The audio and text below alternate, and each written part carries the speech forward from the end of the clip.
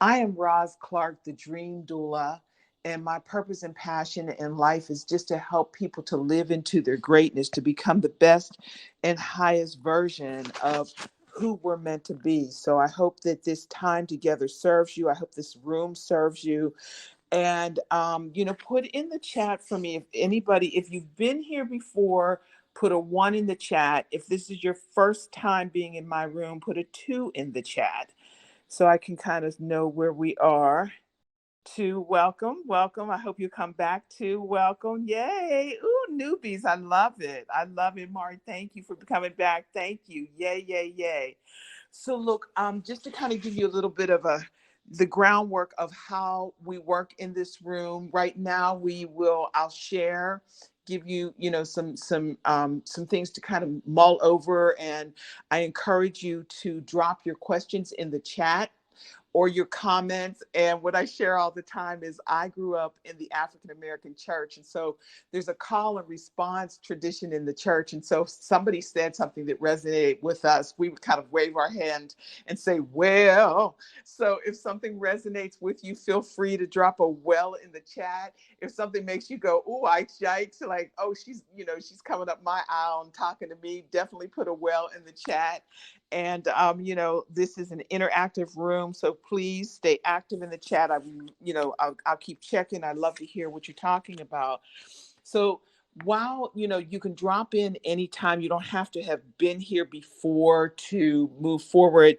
I just want to recap on some of the things that we have talked about.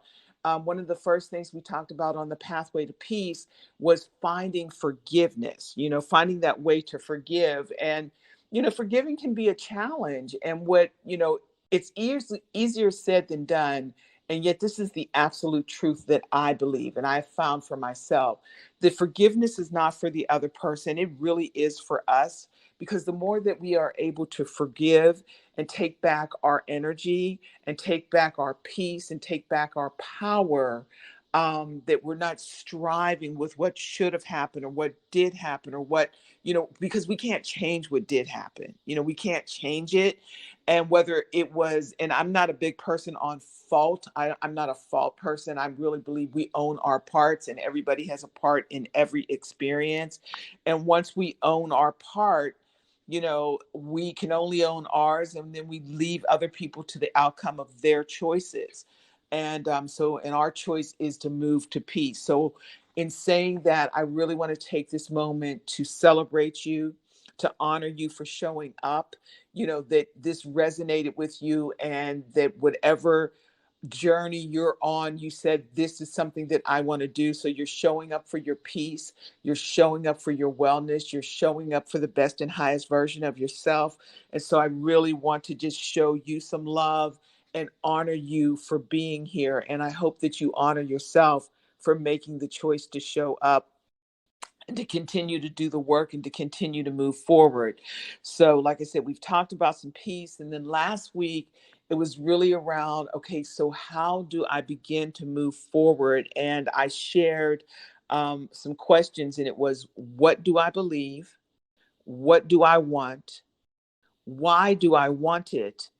What do I need to do to get there? So, a lot of times where we are is not where we want to be. And so it's all about building that bridge from where we are to where we want to be. So I would encourage you to check out the replays, and I'll drop a link in the chat so that you can do just that. So check out the replays, and, stay fully present on this one. And let's jump in. And so this week, I wanted to offer some ideas and some practical applications. And somebody already asked, will the room be recorded? So yes, it is recorded, and this is where you can find it. So yeah, I wanted to start looking at some practical applications of how do we create peaceful practices in our lives. And that's something I'm really big on. I'm a coach. I'm a dream doula.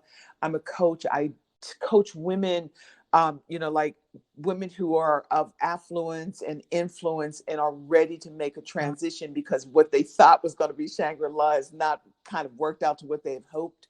And so they're looking for what is that next right step. And so a lot of the work that I do is first on getting centered in a practice, getting centered in saying, okay, how did I get here? And doing it in a way that is from a place of curiosity rather than a place of judgment. Because I think so often we judge ourselves so hard. So if you're somebody who's here that's hard on yourself and you judge yourself harshly, put a 3 in the chat. If you're one of those people that's like, oh man, I should have done that, or why did I do that, or how did that happen? We don't extend ourselves enough grace. So yeah, that's definitely sometimes a 3. Yes. And that happens, it may not be all the time.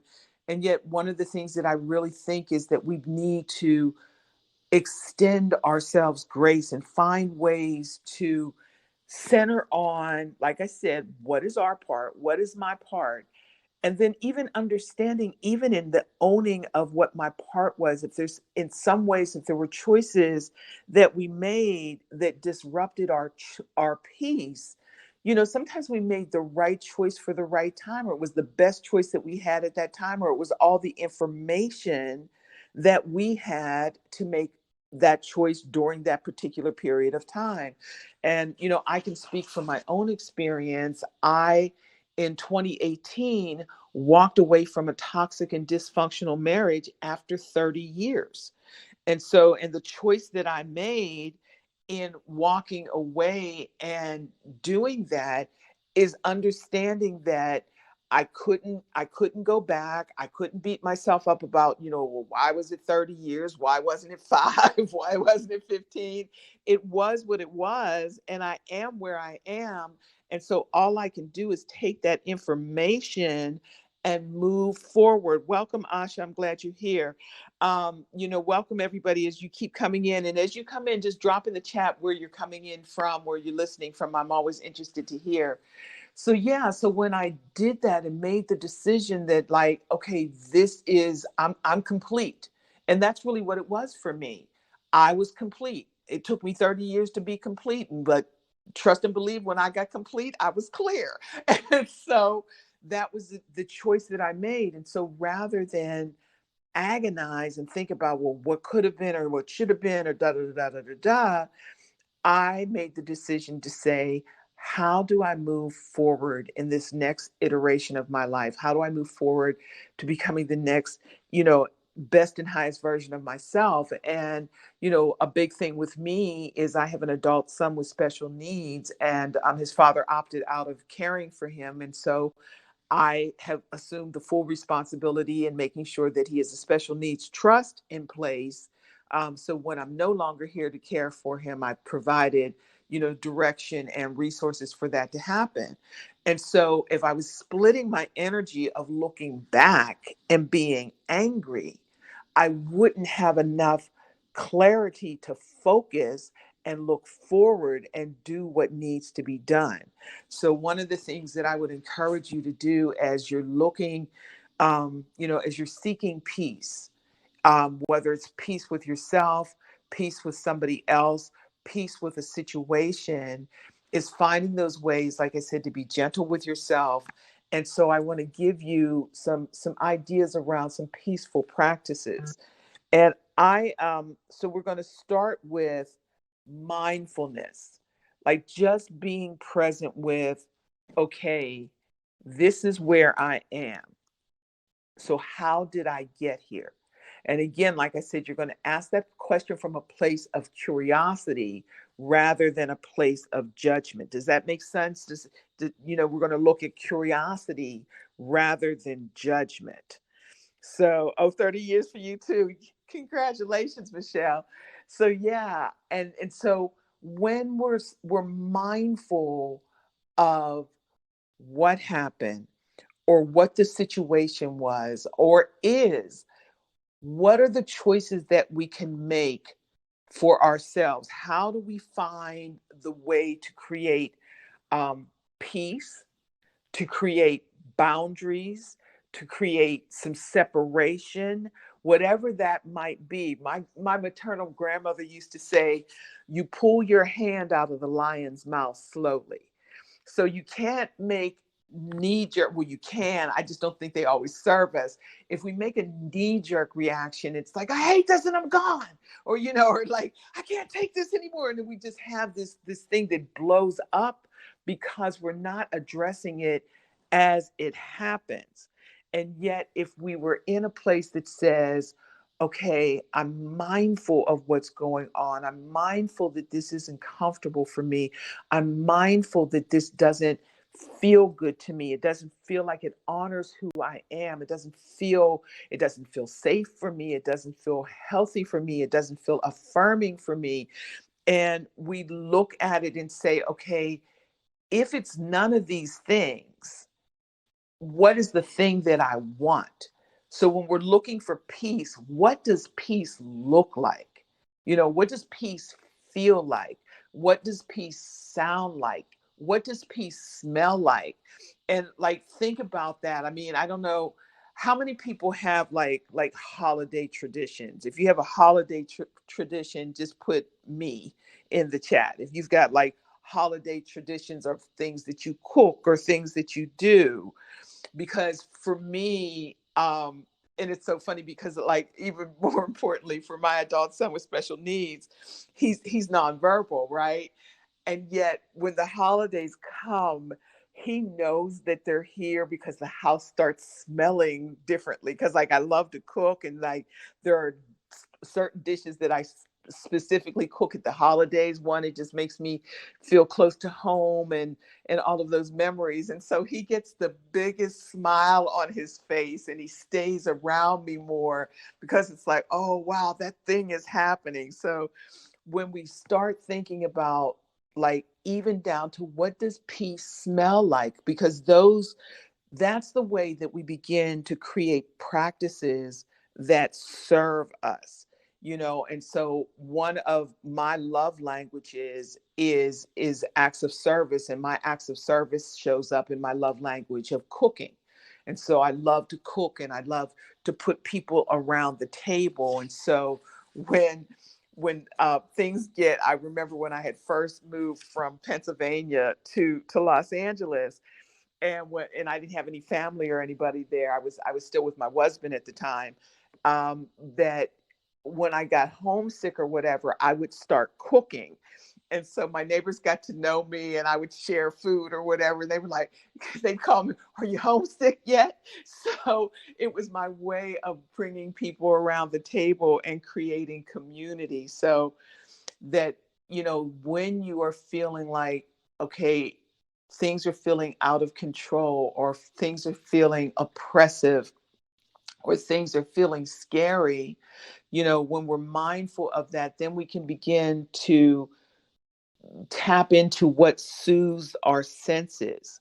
For some people, like, again, I love to swim. So I love cooking, I love swimming, I love, dancing, and we're going to kind of get into movement later on. But there are certain things that will help me to self-regulate or feel better. So when we are doing that mindful practice, if we can tap into that and figure out, okay, what do I need? And that's a really good question. So if anybody's taking notes, put that down. What do I need? Because sometimes we're so busy reacting to the feeling or the discomfort that we're so focused on that we don't ask ourselves a better question in, what do I need? Because sometimes we're like, why is this happening? Or why did they do it? Or, or what is this? Instead of saying, okay, what do I need? And then you can begin to answer those questions and do things in a way that, again, is healthy and affirming, and it serves you in a way that you can move forward. Because the other thing is too, we can also go overboard in doing things that make us feel good, that don't always serve us. So like for me, the way I cook, if I only cooked and didn't move, I would be in a world of trouble. So I have to find that balance. So just finding those things that make sense. So put in the chat, what are some of your favorite things to do or experience? Like what things bring you joy? What things make you feel better? Yeah, let me see. Yeah. Okay. What are we doing? So what's driving or hiking? Love that. Yeah, movement, change of scenery, walking outside, watching movies. Yeah, that's cool. Meditation, walking in nature. Yes, yes. Hey, Ren, welcome. Yeah, so anybody who's just kind of popped in, drop in the chat too where you're coming from. Want to just know and acknowledge where you're tapping in from. So yeah. So again, those are some of the things that we can begin to really say, okay, what do I need? How do, yes, I like to journal. I love to journal. Move my hips, releases emotion. Yeah, praying. Absolutely. Absolutely. Nature and crafts. I love that. Talking to a friend, seeing your family, hiking, biking, and pickleball. I've never played pickleball. I know a lot of people really love that. That's so cool. Yes, see, these are some really good things. Ah, from Michigan, originally from Brazil. Yay. Latin dance music. Yes, yes, yes. And so again, when we start, and even in doing this, like just this exercise right now of making sure that we can start having putting some tools in our toolbox, that if we begin to need these things, because like sometimes people will mention something and be like, oh my gosh, I haven't gone swimming in forever, or I can't tell you the last time that I went out dancing or whatever. And so there are ways that we can honor who we are, honor what we need, honor those things that are intrinsic to who we are. So that's a really good way. And so in this mindful practice, like I said, if we begin to shift away from the thing that is sucking our energy, draining our energy, making us feel frustrated.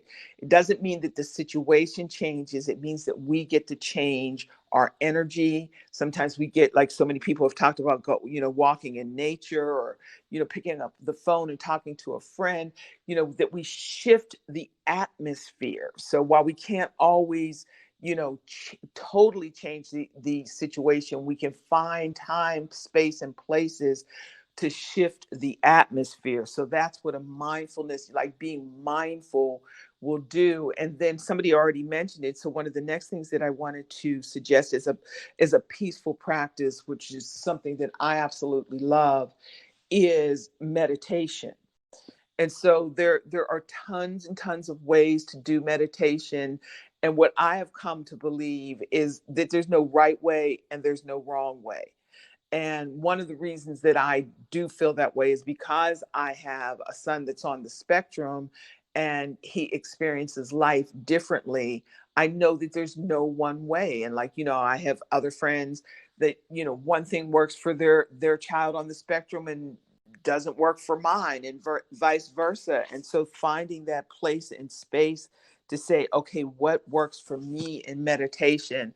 And so I think if it's so how many people, put a 7 in the chat if you already have a meditative past.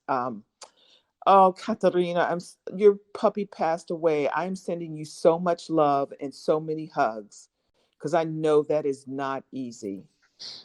Thank Yeah. you. Yeah, baby, sending you a lot of love. Thank you. You're welcome. Hang in with us, and we're just going to hold space for you. Absolutely. Yeah. Yeah. So, and finding, and like even in this moment of, somebody sharing that, a loss, and being in that place and space. So one, again, I honor you for showing up. I honor you for seeking out solace, seeking out peace, seeking out a way to care. And, so many people, are already sharing love. And, I think that that's just the most important thing that we do, is that we create spaces that, one, for me, it's very important that this room is a safe space. And I believe that we attract what we are as well. So for all of us, so for the love that you are pouring out already, that how you show up with compassion, how you show up with care, just makes a big, big difference. Okay, so I got a lot of meditators in here. So that's super cool. So yeah, so then in that thing of, so if there's anybody who doesn't meditate, like I said, I don't think there's a right or wrong. I don't feel that there's a right or wrong. I always feel like just being centered on the breath. Like if you can't do anything else but just breathe and take that place of being still and breathing. And even that, I said being still. Some people meditate when they walk. So again, it becomes a choice. And yet when you take that time that is totally just focusing on, let me go inside, let me take this moment and just stop whatever else is going on, and take that moment just to be fully present with the breath, fully present with the higher part of who I am, the higher part. And for those of you who have a spiritual practice, being present with spirit, and just taking that time to be present. And so, like I said, with those deep breaths, it absolutely helps your body. It helps your body to center. It helps your body to regulate. So all of those things that we have.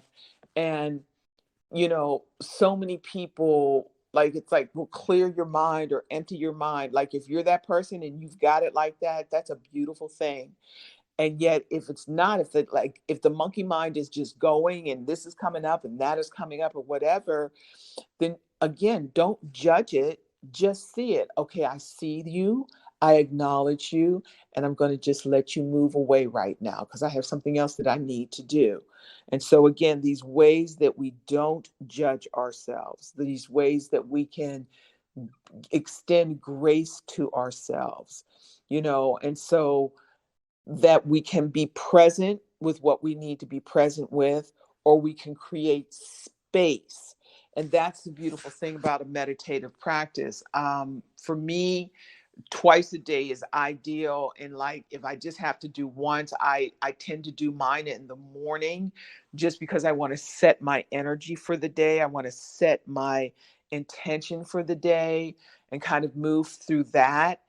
And then also in doing that, like, like I said, I work with clients who are transitioning from, sometimes C suites or high visibility positions or high visibility lifestyles or whatever, and they're looking to figure out what that next move is and how to regulate. It's also taking that time, like, and I do mine after the meditation process, to visualize. I visualize, okay, what meetings are coming up today?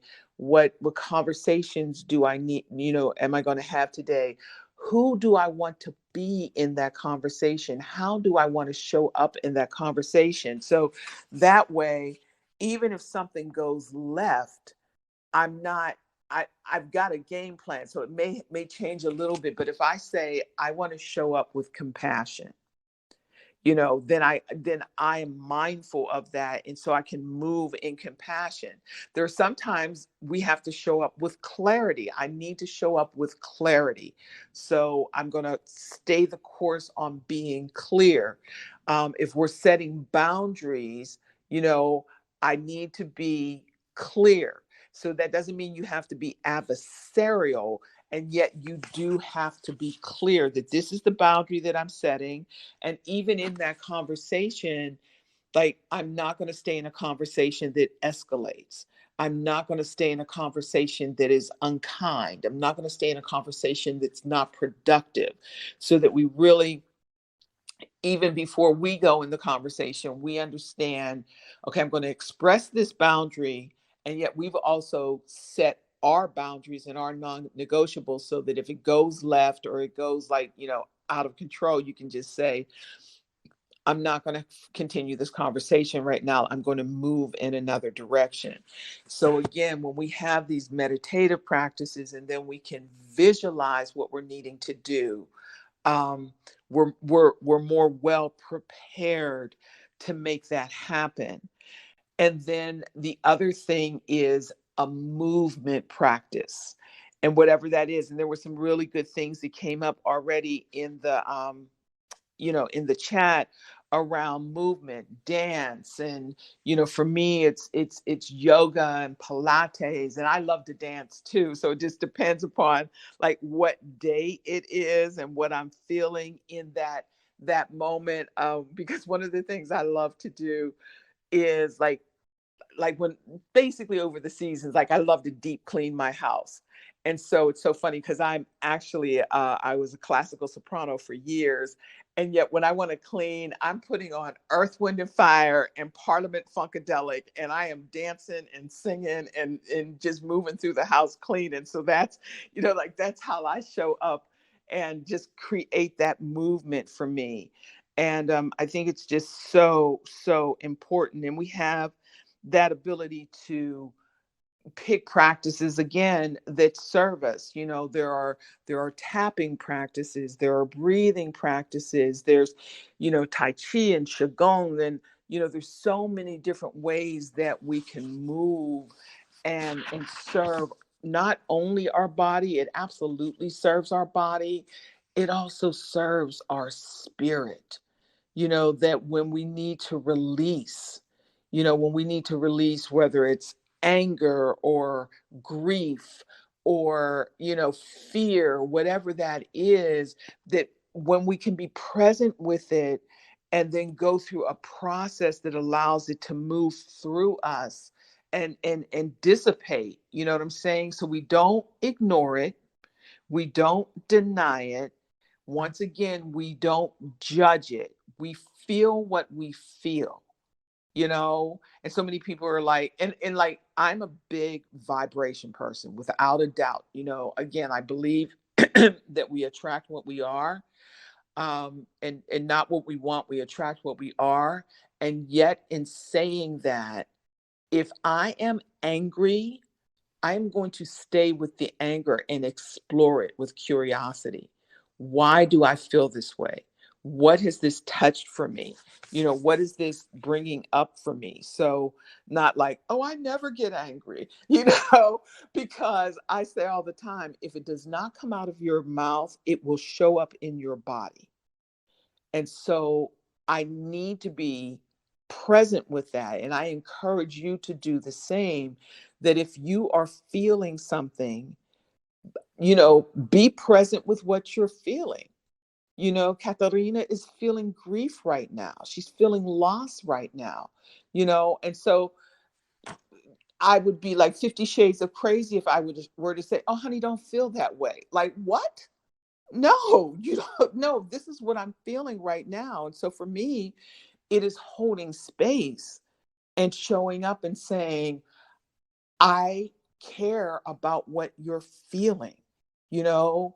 And so I just think that as much as we can do that for ourselves and for one another, I think that that's how the world becomes a better place. I believe that that's how peace is created. That we create a culture of peace. We create a community of peace. We create a space of peace, because so many times we're seeking peace. And again, that's such a broad topic or a broad title that sometimes it is, what do I need? What am I feeling? And when I'm feeling this, what do I need? Because so many times we don't tap into the real feeling. And especially like, in relationships, or like I said, when we're feeling discomfort, or, that we haven't been treated well or whatever, a lot of times it's easier to default to anger, because the anger feels a little bit more powerful. Like you feel like you have a little bit more control over anger, as opposed to over fear or over pain or over doubt or inadequacy. And so what comes up, and so if we don't explore, why am I angry? Or what, yeah, I'll stay with that. Why am I angry? And we're angry because they did so and so and so and so, blah, blah, blah, blah. And yet I'm angry because it made me feel small. It made me feel unseen. It made me feel afraid. So how many people have experienced like a primary emotion and then come to find out later on there was really another cause for it? If you've ever done that, if you thought you were angry and you were really sad, or you thought you were, I don't know, impatient, but you were really afraid. So put an 8 in the chat if you've ever had one emotion present and yet it was really something else. And so again, yeah, exactly. And so when that happens, like I said, if we give ourselves space and permission and allow ourselves to explore, what am I feeling? Because a lot of times, even like we feel like we're tired, and we're not tired, we're sad, you know and that's kind of a lot of times one of the first kind of stages of depression. And I'm not a psychologist, and yet I've worked with them, and I've worked with people who go through it. And so that thing of, I'm just tired and I don't want to do anything and I whatever, and you're not tired, you're sad, or you're afraid, or you're frustrated. And so again, this one thing comes up. And if we didn't stay with, why am I so tired? And then we look at our schedule and say, well, wait a minute, I'm getting enough sleep. I think I'm eating enough. Okay, am I eating right? Whatever, you know what I mean? And then we start doing the exploration. And then the question comes back to, what do I need? And then that's when it comes up. Like, okay, I feel, whatever it is, I'm concerned about my relationship. I'm concerned about my children. I'm concerned about my finances. I'm concerned about my health. Whatever it is, again, if we give ourselves time and opportunity to do the exploration of the emotion. So if we deny the emotion and we're like, no, I'm not supposed to feel angry, no, I'm not supposed to feel annoyed, you know, then we never get to the clarity that we need. And so if we're looking for peace, I believe that that the pathway to peace is through truth. I don't think that you can have peace unless you know the truth. You got to know what's the truth. And you have to tell, the first person you have to tell the truth to is yourself. And so again, whatever situation that you're in, or that you're experiencing, or that you're looking for more peace in your life, in your situation, whatever that is, it really does come down to, what do I need? And here's a big thing I think so many of us need is excuse me, is permission. Like, give yourself permission to ask for what you want. Give yourself permission to ask for what you need. Give yourself permission, and this is a big one, to change your mind.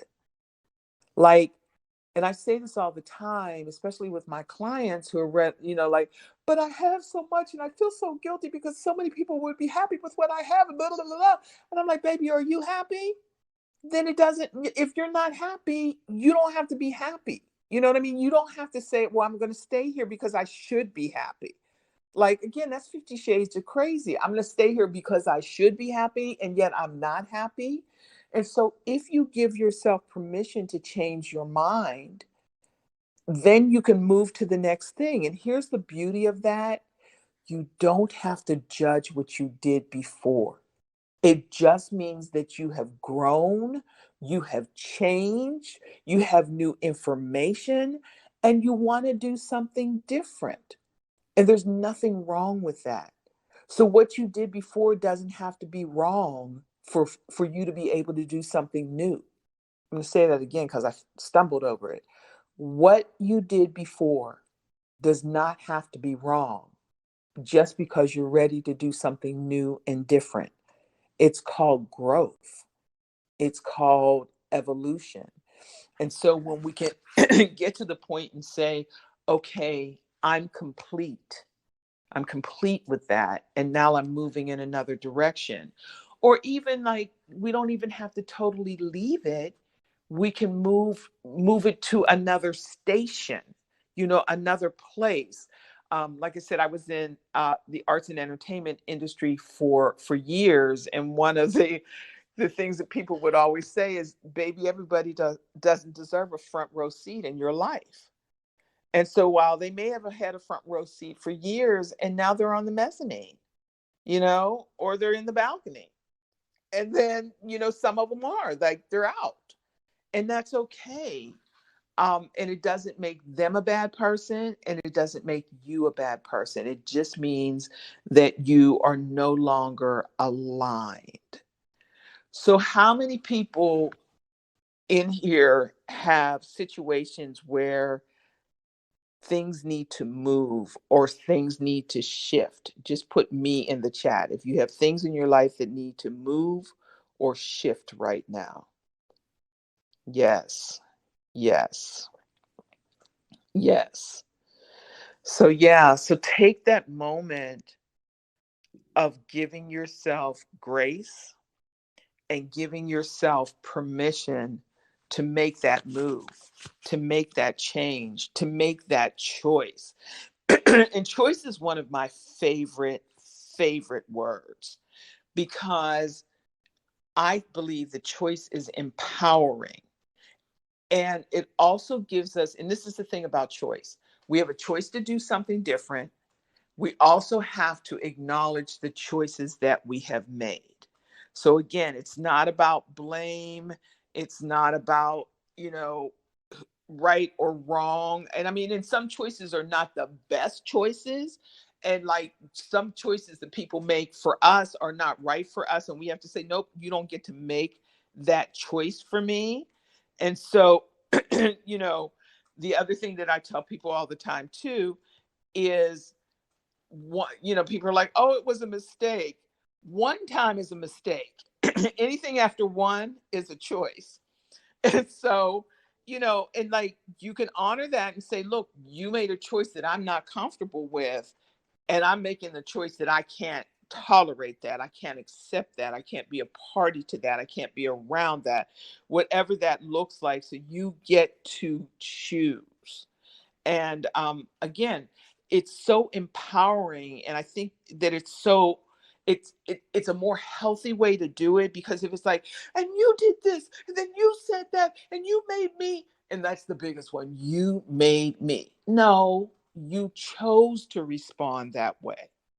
And sometimes that's really hard to hear, because sometimes people do things that are really egregious. Come on, well, yes. Sometimes people do things that are really egregious. And yet, the only choice that we get to make is, nope, not going to do that. Nope, that doesn't align with my experience. And yet no one can tell you, or you can't tell people, you made me do X, Y, and Z. Or, and actually, flip side, people can't tell you that either. Well, you made me feel this way. I remember when I was a little girl, and if you got in trouble, my mother would be like, why did you do that? Or what were you thinking? And I would say, well, I thought that you would. And she would stop me right there. She would say, you can't think for me. And and as a kid, you're just so frustrated by hearing that. And yet, what a truth. Like, she taught me from a very young age, I can't think for anybody else but me. So if I didn't ask, or I didn't consider, or I did something, because again, basically, if I said, I thought you would, that's me trying to give her ownership of my choice. So it's the same way with us when we deal with people, that we begin to say, okay, these are choices. So you've made a choice, and now I have to make a choice. And sometimes we get to make a choice, and then it comes to a place that, we can't always do that.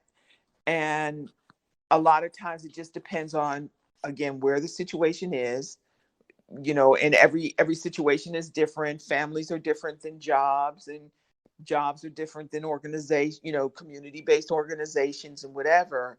And yet we always get to choose what feels right for us, what feels healthy for us, what feels affirming for us, and what is aligned with who we want to be and how we want to show up in the world.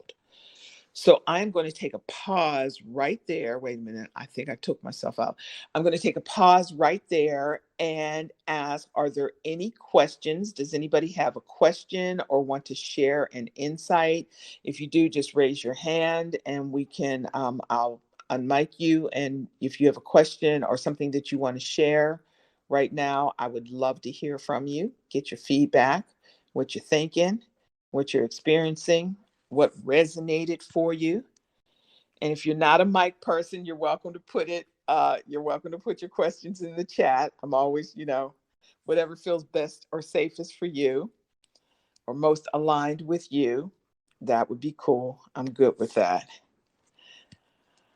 Okay. So let me ask you a question. Out of all the things that we've talked about so far today, what most resonated with you? What came up for you? What most resonated for you through this conversation?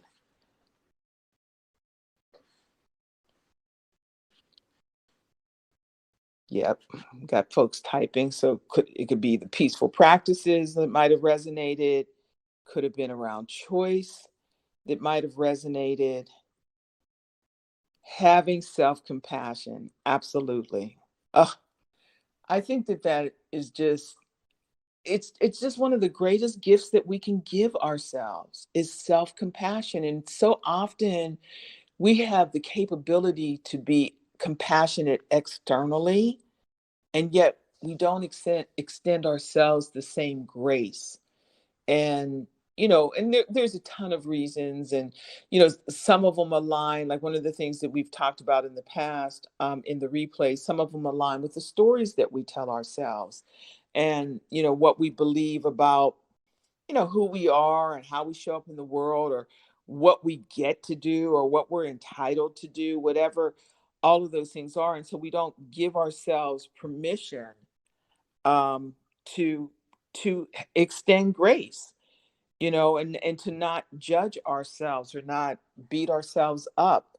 And so I think that all of those things are just so super important that we do that. And so as we're looking, everybody, almost everybody has something that needs to move or needs to shift or needs to change. And so when we look at these peaceful practices, by applying these practices on a regular basis, we give ourselves a foundation. And what you'll find is there's even space for grace, because sometimes that's the other thing. We don't even have space for grace yet, because we're reacting, we're going through to that next right thing, or that next experience that we want to have or we want to create. So as we're creating space, as we're shifting, as we're making decisions that have to be made, and sometimes decisions are a long time coming, or it just gets to a point that it's like, this is just not working, or this is just not healthy for me, or this is just, or like I said, one of the other things is just doing something different. And in my work as a dream doula, so many of us have suppressed our dreams. We put them on the back burner. We've pushed them down. We've played small to accommodate and make other people feel comfortable.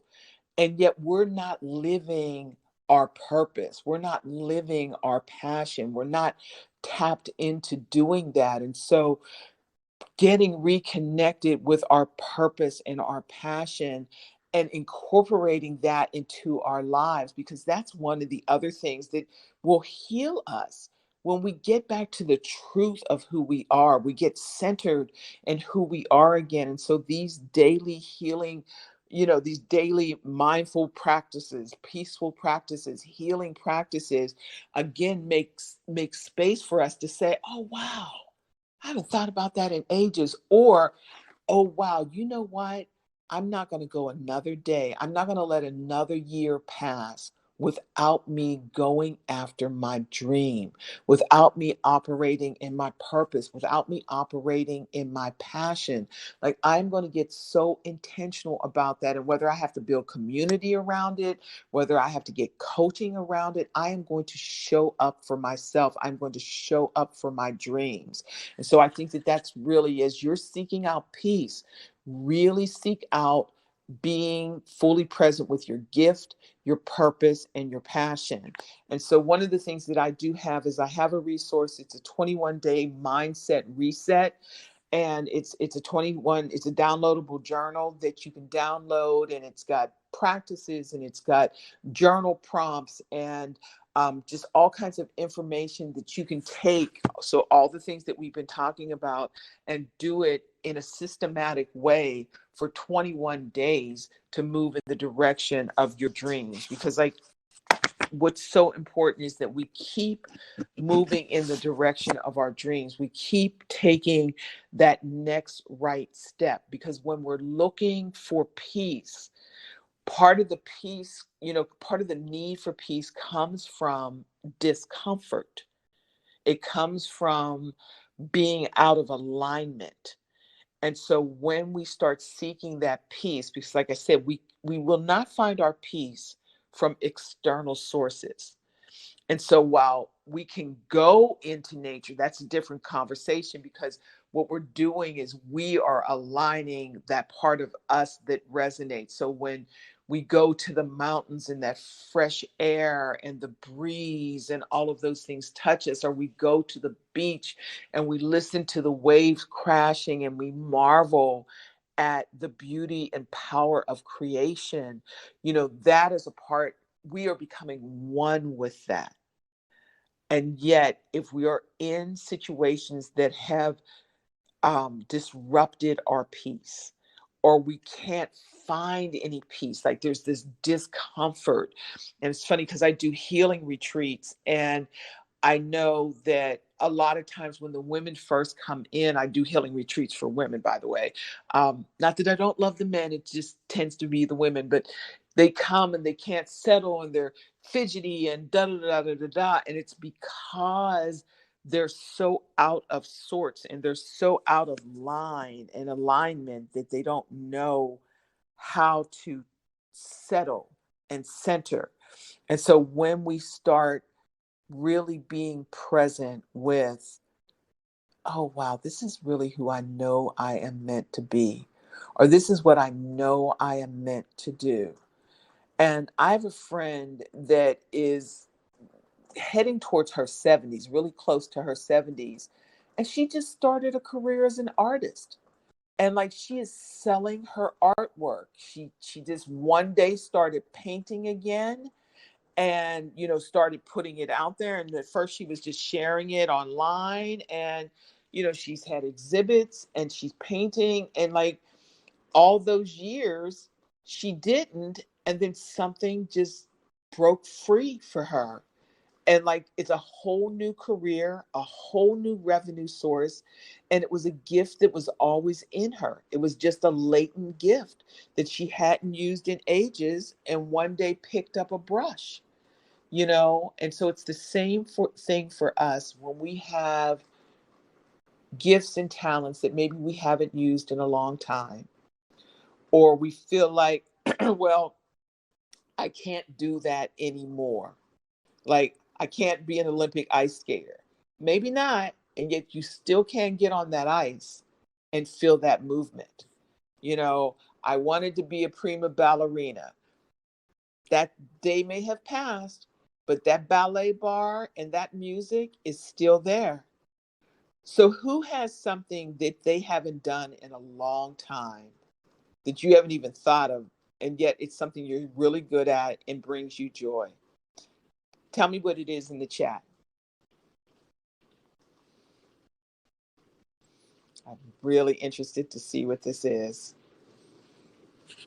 Like, whether it's, let's see, writing poetry. Yes, yes, yes. Love that. Love that.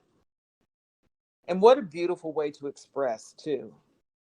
Pickleball and Pilates. Yes, yes. I've got to find out about pickleball, but Pilates, I got you there. I love Pilates. And I think one of the things that I enjoy about Pilates is how deep it works. It's like those little tiny movements. Playing guitar. Yes, Mari. Yes.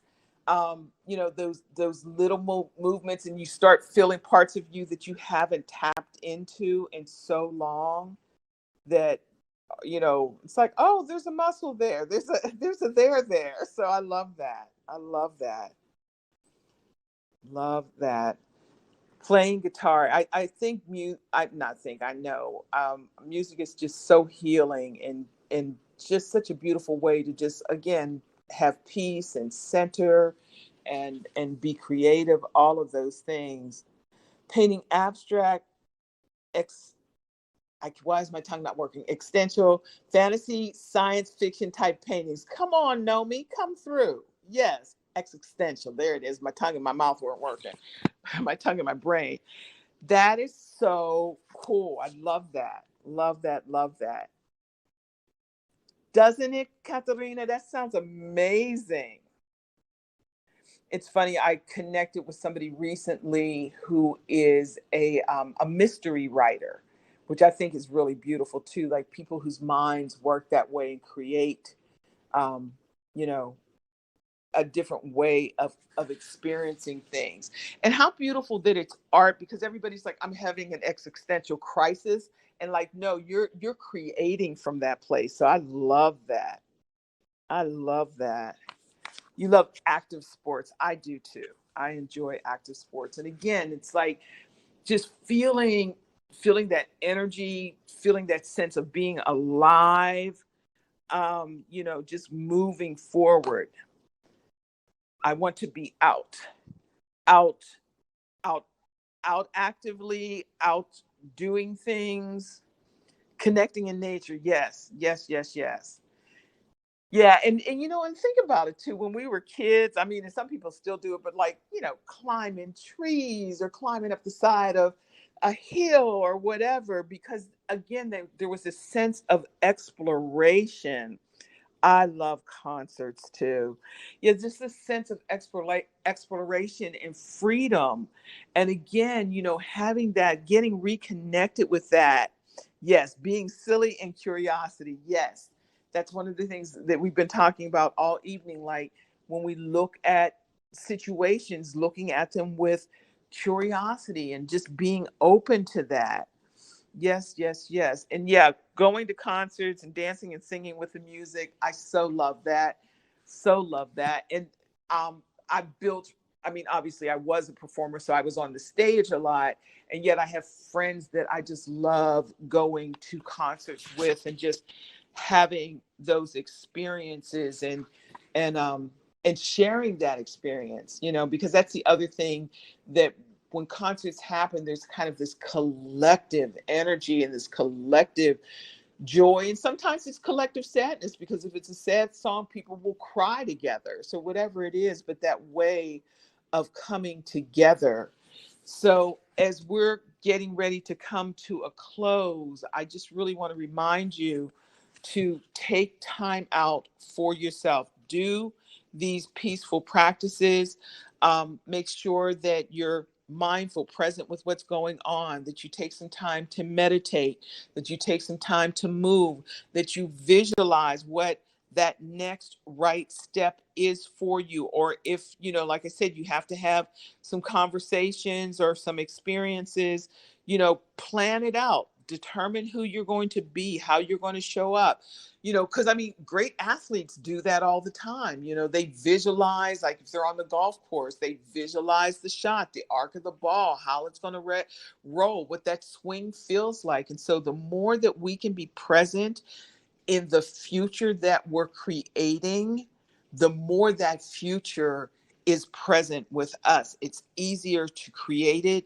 It's easier to be aligned with it. It's easier to understand it. So creating that peace, that whatever that experience is of peace, whatever peace looks like for you, really be present with it. Start creating it. Start showing up. Start feeling it. Like I said, start smelling it. Remember all the senses that bring you joy, and just be present with it. And so I just dropped the link again.